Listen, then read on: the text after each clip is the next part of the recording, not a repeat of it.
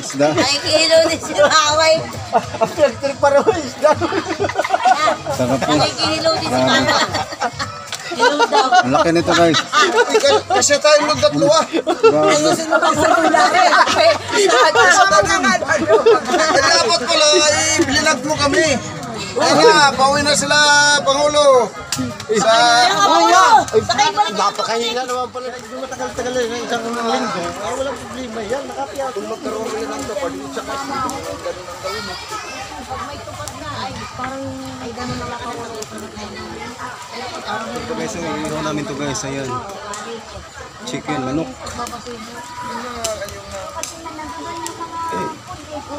Nag-iisipan kung ano yan.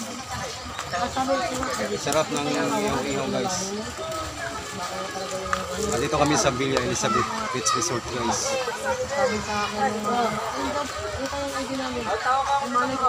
Yung paper plate sa baso ha. Guys, magbubukbang kami ni Pangulong Gary. Oo, magmumukbang kami guys. Ayan ang mukbangin namin mamaya guys. Sige na, balik na namin sa bahay yung ID. So dito sa Villa Elizabeth guys, marami din ditong naliligo guys. Ayan yung iba. Para sa ID. Nadating pa yung iba. Saka mas maganda dito kasi nakaka-discount ka sa entrance fee saka sa cottage. Oh, di ba? Saan ka pa? So dito na sa Villa Elizabeth.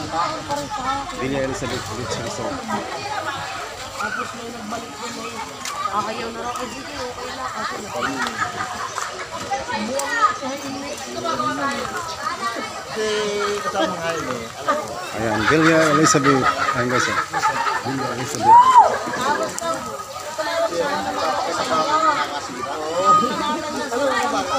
Pwede nyo siya motor kasi.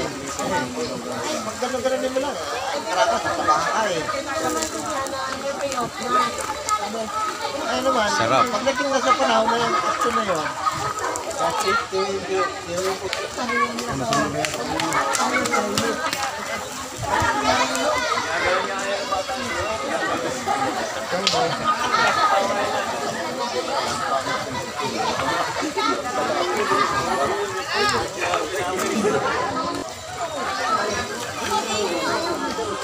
Kaya ayun guys, ang dami kong dumating guys. Ang maliligo guys. Sa Villa Elizabeth Beach Resort.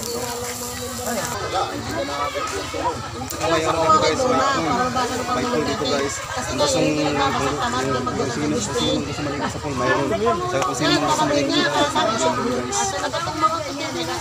Natin ipo ko sa ihaw-ihawan guys.